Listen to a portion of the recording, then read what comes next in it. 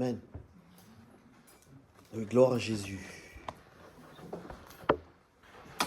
Bonjour à chacun d'entre vous. J'espère que vous allez bien ce dimanche matin. Est-ce que vous allez bien? Amen. Alors il y a parmi nous, je ne sais pas si vous l'avez remarqué, des retraités. Qu'est-ce qui se passe? Ah, c'est là. Est-ce que je me trompe? Est-ce qu'il y a parmi nous des retraités? Oui, il y en a, non? Il y a parmi nous aussi des personnes actives.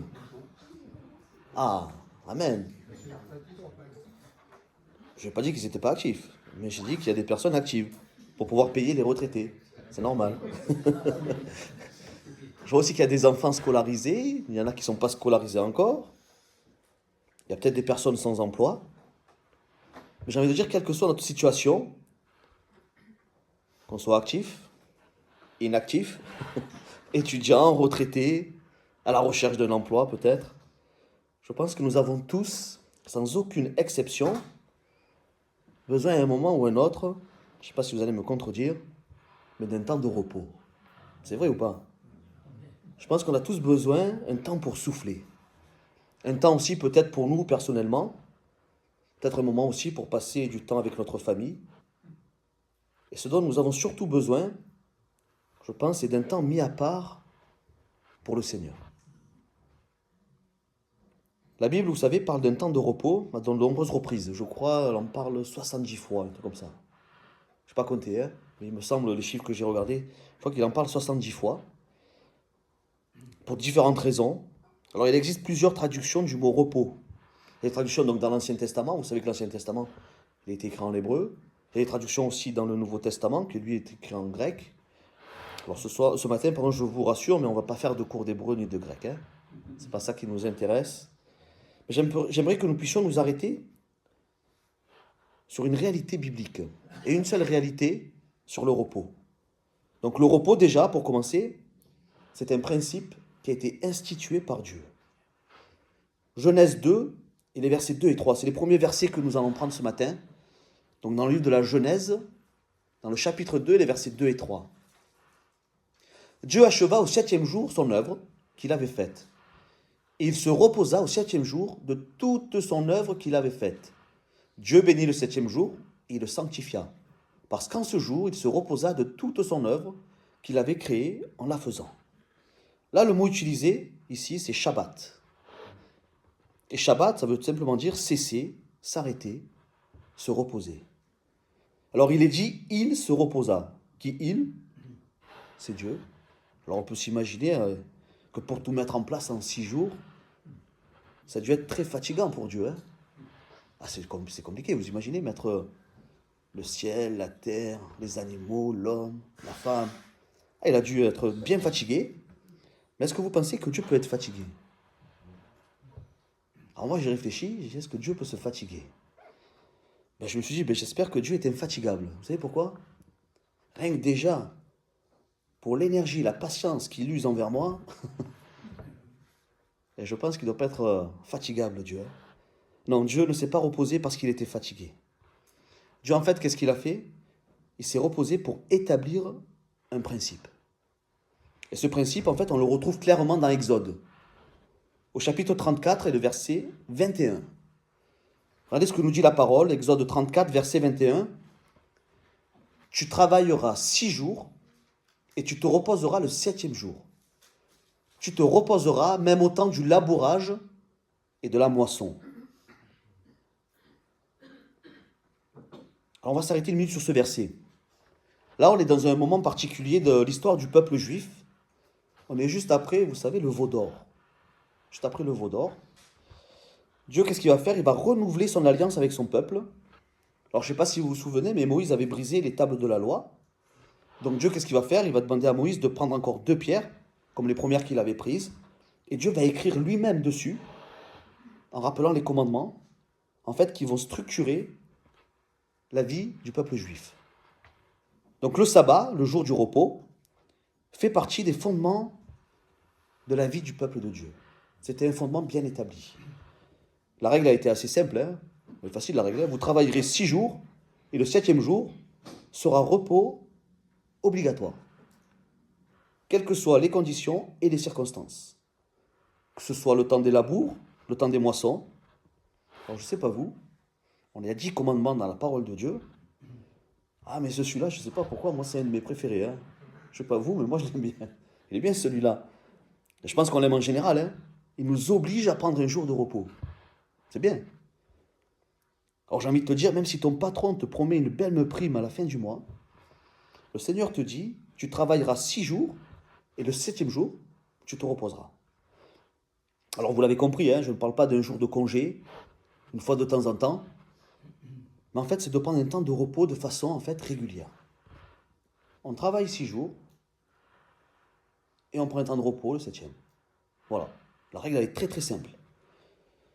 Des fois on peut travailler toute l'année, et prendre du temps de repos, juste peut-être une coupure à Noël ou en été.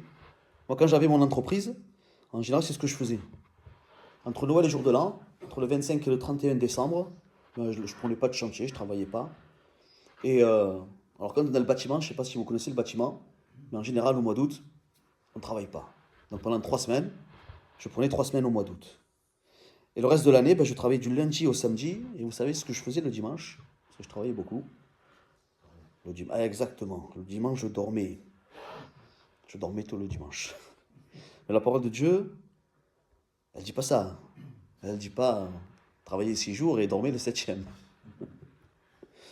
Non, la parole de Dieu nous dit de prendre un jour sur 7 pour nous reposer. Mais est-ce qu'on a tous la même définition de repos? Est-ce que vous avez déjà posé la question? On entend souvent, ouais, je me lève tous les jours tôt, moi j'ai que le dimanche pour dormir un peu. Moi c'est ce que je faisais moi. Hein. Alors il y en a beaucoup aussi, ils vont en boîte de nuit le samedi soir. Donc c'est compliqué aussi de se lever le dimanche, alors on dort. Mais vous savez, un jour de repos, c'est pas forcément dormir. Hein. Parce que si vous regardez un petit peu même les coachs sportifs, les coachs en santé, ils nous disent en fait qu'il faut dormir entre 7 et 8 heures par jour. Donc il ne faut pas dormir 3 à 4 heures toute la semaine et 12 heures le samedi soir ou 12 heures le dimanche. Hein. Moi je pense que si on respecte ça, nos 7 et 8 heures par jour, on n'a pas besoin de réserver une journée en fait, pour rattraper nos heures de sommeil. Quand j'étais jeune, avec un ami, on faisait, vous savez, je ne sais pas si vous savez, l'été, il y a la nuit des étoiles filantes. C'était au mois d'août, ou ouais, c'était au mois d'août en général. Alors ce qu'on faisait, ou il venait chez moi, ou on allait chez lui, et on se mettait toute la nuit, les yeux vers le ciel, et on regardait les étoiles filantes. Et on passait la nuit, une nuit blanche, comme on dit. Et plus tard, j'ai regardé, est-ce que vous savez combien de temps il faut pour rattraper une nuit blanche? À votre avis? Un jour, 2 jours, un mois? Non, en fait, c'est en année. Une nuit blanche, pour la rattraper complètement, pour que notre corps, c'est en année. Donc quand il faut dormir vraiment, il faut dormir 7-8 heures par jour, et ne vous réservez pas un jour par semaine pour dormir, parce que ça, c'est pas efficace. Donc certains trouvent du repos dans le sommeil, d'autres diront, ben moi je dors bien, je fais mes 8 heures par jour, hein, de nuit, donc j'ai besoin de décompresser de la semaine. Je vais me décompresser, le seul jour que j'ai, ben, je vais profiter pour faire des activités pour me détendre. Pour faire du foot, peut-être du vélo, de la marche à pied, de la pêche, la chasse, je sais pas, hein, regarder une série télévisée, jouer aux jeux vidéo. Enfin, il y a plein d'activités. Hein. Alors attention, ne me faites pas dire ce que j'ai pas dit. Hein, parce que toutes ces activités-là que je viens de citer, elles ne sont pas mauvaises en soi. À condition, en fait, qu'elles ne remplacent pas le repos recommandé par le Seigneur. Quand nous avons, vous savez, on a la tête dans le guidon toute la semaine, je pense qu'il est assez difficile de se dégager du temps pour ces activités qui vont peut-être nous détendre, c'est bien. Donc qu'est-ce qu'on va faire naturellement? On va profiter du week-end ou du jour de repos qu'on a dans la semaine pour faire cela et c'est bien. Mais en fait, le repos dont nous parle là, le sabbat, on a vu la traduction de Shabbat, c'est se reposer ou cesser toute activité. Donc même si c'est des activités qui nous reposent, en fait, c'est pas ça que le Seigneur nous recommande. Il nous dit de cesser toute activité. Donc cesser toute activité et de prendre un temps mis à part pour le Seigneur. Et si on devait peut-être donner un titre au message de ce matin, ça serait peut-être un temps mis à part pour Dieu. Est-ce qu'on fait cela? Est-ce qu'on prend du temps pour Dieu? Est-ce qu'on prend un jour pour Dieu? Ou est-ce que parfois on adapte? On aime bien adapter, nous. Hein. Moi, je trouve que les hommes, nous sommes des spécialistes pour déformer. Alors, j'aime pas trop déformer la parole de Dieu, mais on est quand même des spécialistes, peut-être sans la déformer. Et je pense qu'on est excellent dans l'art, vous savez, de l'adapter à notre façon de vivre. On aime bien adapter quelques versets par rapport à notre manière de vivre. Jésus dit, dans Marc 2, le verset 27, Marc 2, verset 27, puis il leur dit, le sabbat a été fait pour l'homme et non l'homme pour le sabbat. Lisons un petit peu plus haut ce que Jésus dit, au verset 23 et 24. Il arriva un jour de sabbat que Jésus traversa des champs de blé. Ses disciples, chemin faisant, se mirent à arracher des épis. Les pharisiens lui dirent, voici, pourquoi font-ils cela qui n'est pas permis pendant le sabbat? Alors là, le texte, il parle de lui-même. Le jour du sabbat, Jésus et ses disciples, qu'est-ce qu'ils vont faire? Ils vont prendre des épis. Et les pharisiens, qu'est-ce qu'ils vont leur dire? Ils vont le reprendre. Ils disent, mais c'est interdit de faire quoi que ce soit le jour du sabbat. Donc même pas ramasser des épis, il ne faut rien faire. Là, on a l'impression que les règles du sabbat étaient devenues plus importantes, finalement, que le sabbat lui-même. Et vous savez, je pense que ça l'est encore aujourd'hui. Quand je travaillais, j'avais pas mal de clients de confession juive dans mon entreprise. Hein, j'avais des clients de confession juive, parce qu'il y en a pas mal à Marseille. Et quand ils achetaient un nouvel appartement ou une nouvelle maison, alors moi j'étais chargé de refaire toute l'électricité. Est-ce que vous savez ce qu'ils me demandaient d'installer? J'en ai installé beaucoup. Hein. J'ai installé en fait beaucoup d'horloges, beaucoup de programmateurs. Vous savez pourquoi faire? Pour pouvoir allumer et éteindre les lumières.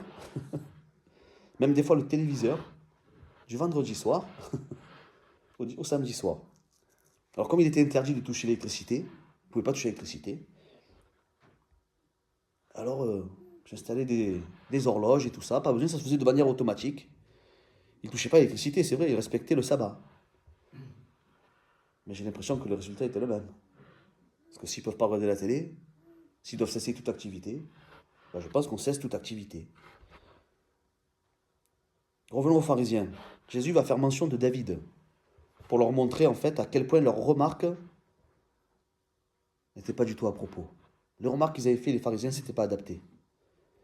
Vous savez, Dieu ne tire aucun bénéfice du jour du sabbat. Parce qu'il est le maître de toutes choses. Et Dieu est même le maître du sabbat. Salomon, dans le livre de l'Ecclésiaste, disait, il y a un temps pour tout. Moi, j'aimerais rajouter ce matin, il y a un temps aussi pour se reposer. Mais pas n'importe quel repos. Il y a un temps mis à part pour le Seigneur. Ça, c'est indispensable. Le seul repos qui nous fera vraiment du bien, en fait, le seul repos qui peut nous redonner des forces, j'ai envie de dire, c'est celui que nous aurons pris dans le Seigneur. Nous devons prendre un temps pour Dieu. On doit cesser toute activité, quelle qu'elle soit, en fait, pour nous recentrer sur le Seigneur. Alors nous, on le fait le dimanche. Mais est-ce que le dimanche, on fait vraiment que ça? Le dimanche est une bénédiction pour nous. Alors c'est bien, je dis ça ce matin. On doit prendre un temps pour Dieu. On est dimanche. C'est notre jour qu'on a réservé pour le Seigneur. Et cet après-midi, qu'est-ce qu'on va faire? On a un CA. Bon, mais c'est bien, le CA, c'est pour aussi l'œuvre de Dieu. Mais peut-être qu'on aurait pu le faire un autre jour. Et se dire, tiens, je réserve un jour vraiment que pour Dieu. Que pour lui. Pour moi, le jour du Seigneur, vous savez, c'est celui où, en fait, où on va recharger les batteries. Au début de ma conversion, j'avais le zèle pour le Seigneur, je parlais de Dieu à tout le monde, sur les chantiers, ma famille, partout. Et quand j'arrivais le dimanche, le dimanche, c'est bon. J'arrive à l'église, les chants, ça va me faire du bien, la Sainte Seine, la parole de Dieu. Je recharge mes batteries, l'après-midi, je passe du temps à lire la Bible. Et après, j'aurai toute la semaine pour faire ce que j'ai à faire. Mais est-ce que ça, on le respecte encore, nous tous? Moi, le premier, je me pose la question. Hein. Vous savez, la vie, elle va de plus en plus vite. Je ne sais pas si vous l'avez remarqué. Le monde est fait pour nous occuper toute la journée. Est-ce que vous l'avez remarqué? Mais toute la journée, 24 heures sur 24, 7 jours sur 7. Alors moi, quand j'étais petit, chaque soir, alors pas chaque soir, mais souvent je regardais la télévision. Mais par contre, tous les soirs, je ne sais pas si vous vous souvenez, ceux qui ont à peu près mon âge, qu'il y avait un reportage sur le Mont Blanc. Vous vous rappelez? Non, ça vous dit pas, ça vous dirait? Oh, les jeunes, c'est sûr, ils ne connaissent pas ça, hein. Je pense qu'il faut avoir au moins 40 ans. Il y en a quelques-uns qui ont plus de 40 ans, là. Et vous vous rappelez pas ce fameux reportage sur le Mont Blanc. Tous les soirs, vers 23 heures à peu près. 23 heures, minuit. Vous vous rappelez pas? En fait, il n'y avait plus rien à la télé. Il y avait juste la neige. Vous vous rappelez, là? L'écran blanc et les petits points blancs. C'est moi, je disais ça. Il est bien ce reportage sur le Mont Blanc. Non, en fait, la télé, elle s'arrêtait. À un moment donné, elle s'arrêtait. Ça s'arrêtait vers 23 heures et ça reprenait vers 7-6 heures du matin, il me semble. Mais maintenant, en fait, on regarde la télé 24 heures sur 24, 7 jours sur 7. Là, on peut être occupé toute la journée. Après, il y a Internet. Internet non plus, ça ne s'arrête pas, hein. Il y a les jeux vidéo. En fait, il y a tout qui est fait pour nous occuper à temps plein. Il n'y a plus aucune raison de cesser toute activité, en fait, pour nous recentrer sur le Seigneur. On va être toujours occupé. Même dans l'église.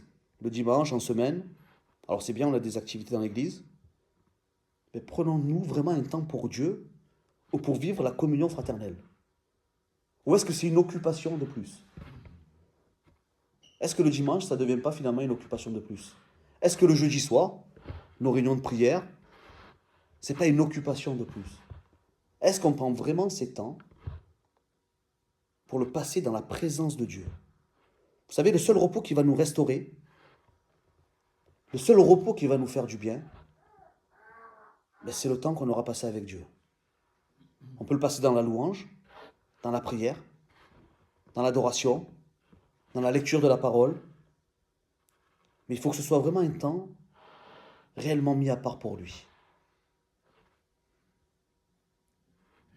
En fait, je pense que pour nous ressourcer, ben, c'est pas compliqué, ben, nous devons revenir à la source.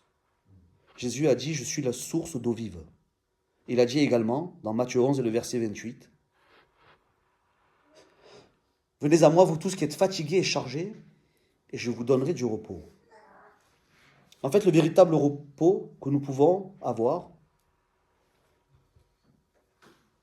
c'est le repos, c'est le temps qu'on passe avec le Seigneur. Alors mon frère, ma soeur, ce matin, je t'encourage dans tes temps de repos, parce que le repos, on l'adapte comme on veut, mais je t'encourage d'impliquer Dieu. Et surtout de profiter de ce temps de pause, vraiment pour passer du temps dans sa présence. J'ai envie de dire, n'attendons pas nos vacances pour passer du temps avec Dieu. Des fois, on est occupé toute la semaine. Toutes les semaines. On se dit, ben, tiens, je vais avoir les vacances pour pouvoir lire ma Bible de manière régulière. Pour pouvoir prier aussi. Tiens, c'est vrai que les moments ils sont plus propices, hein, c'est plus facile, parce qu'on est en vacances. Quand on prend en vacances, en général, on prend l'agenda, à part si on a prévu quelques sorties, mais en général, il est plus vide et moins chargé, on va dire, que notre agenda dans l'année. J'ai envie de dire, ça serait vraiment triste que pendant justement ce temps de repos, on ne profite pas pour prendre du temps pour Dieu, mais nous devons le faire en fait de manière régulière. J'ai envie de dire, mettons Dieu dans notre agenda. Prenons notre agenda et mettons Dieu dedans. Et vous verrez, j'en suis sûr, que Dieu lui-même va s'occuper de notre planning. Ça, c'est sûr. Parce que peut-être vous manquez de temps pour lire la Bible.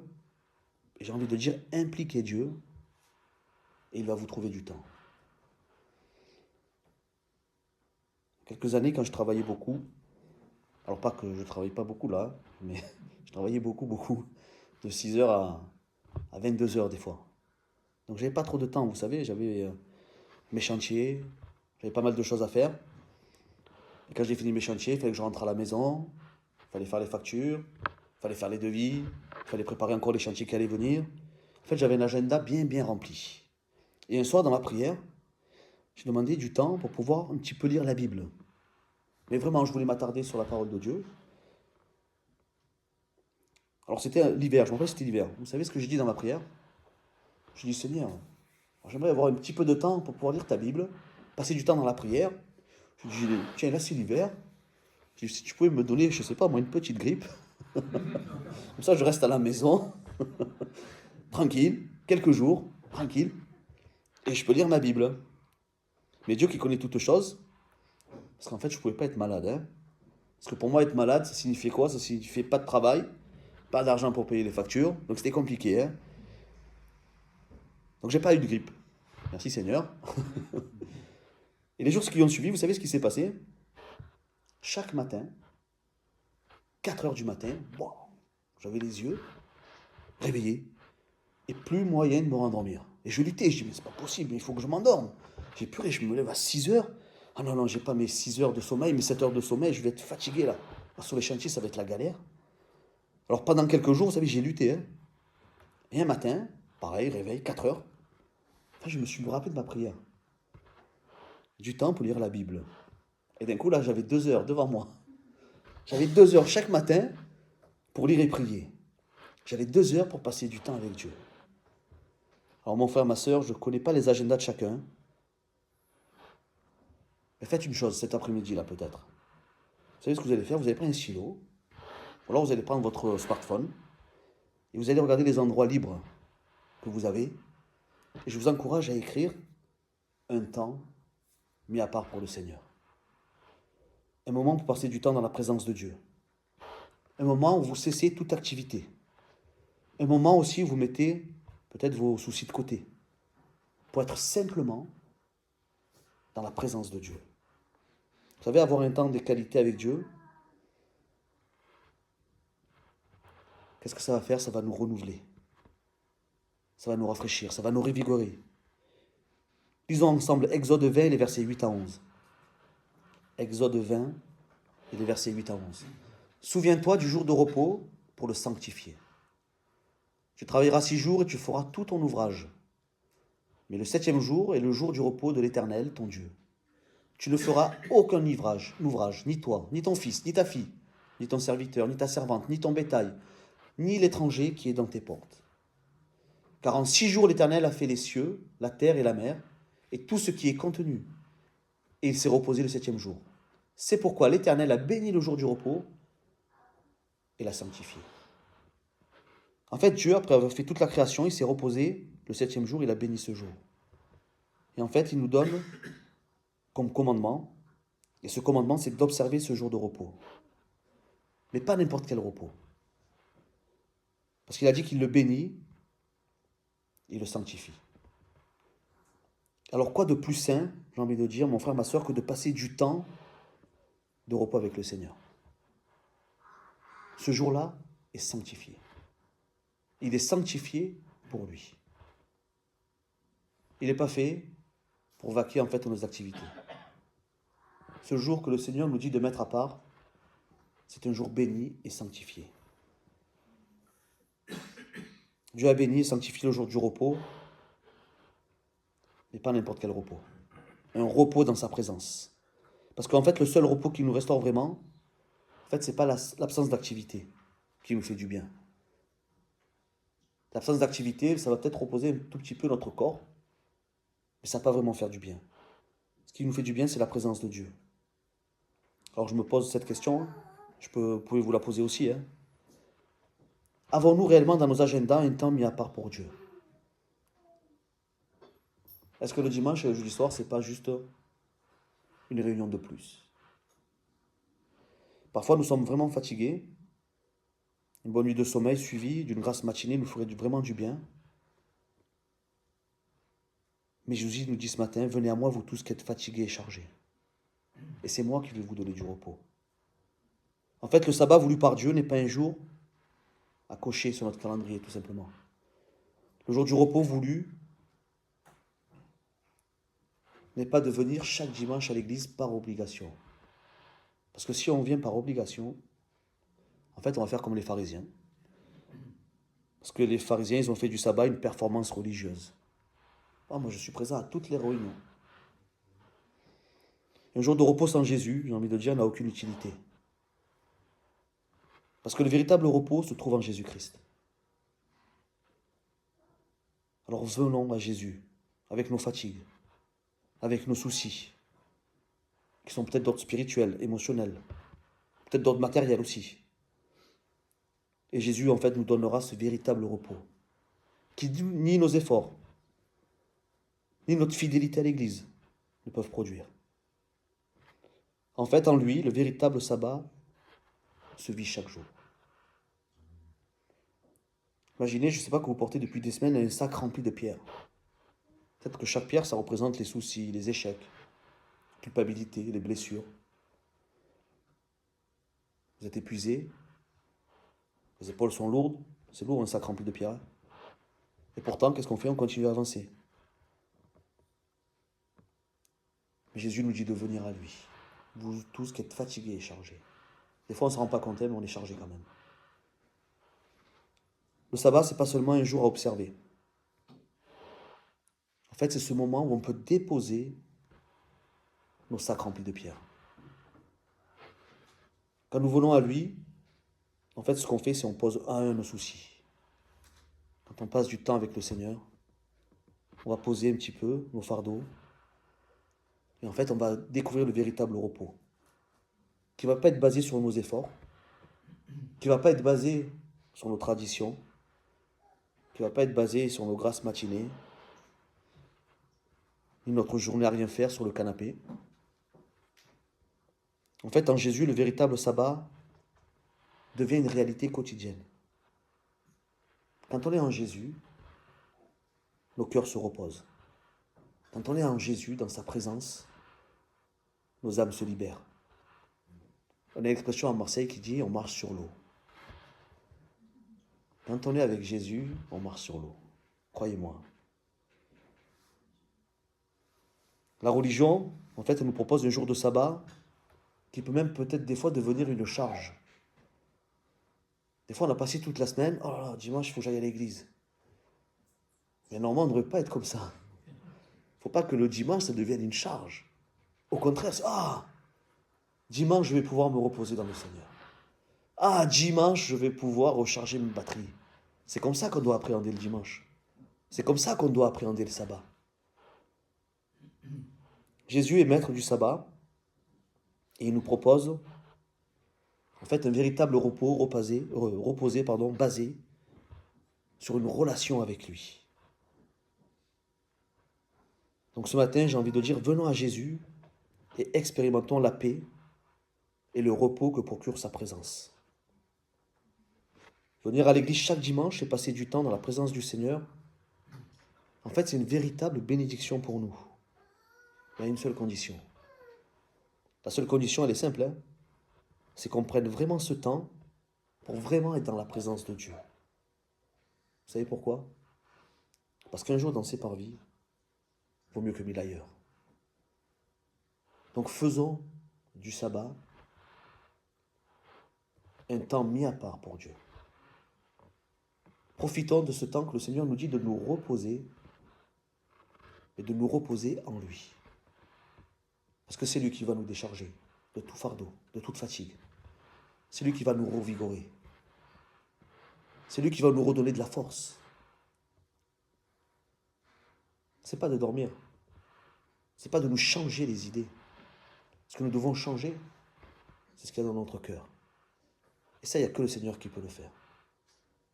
Alors prenons ce commandement comme une bénédiction pour chacun de nous. Amen. Seigneur mon Dieu, merci encore pour qui tu es. Merci pour ton amour, merci pour ta grâce et merci pour ce jour de repos.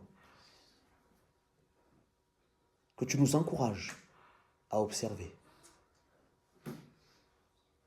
Parce que le sabbat n'a pas été fait pour toi, il a été fait pour nous. Tu es le maître du sabbat. Et ce que nous voulons, Seigneur mon Dieu, pour ces temps particuliers, ces temps de repos, c'est d'être au pied du maître.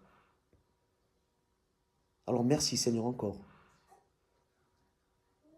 de nous donner à prendre du temps pour toi, du temps bien à part pour vraiment passer du temps dans ta présence, de cesser toute activité qui va peut-être pouvoir nous occuper.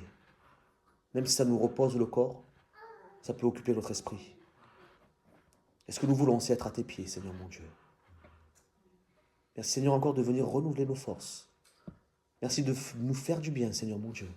Et que nous puissions vraiment apprécier, que nous puissions vivre, Seigneur mon Dieu, ces dimanches, comme des temps de véritable repos. Là où nous nous approchons de toi, parce que tu vas nous faire du bien. Tu vas nous relever dans notre corps, dans notre âme et dans notre esprit. Merci pour qui tu es. Merci pour ton amour et ta gloire. Sois béni, Seigneur mon Dieu. Amen.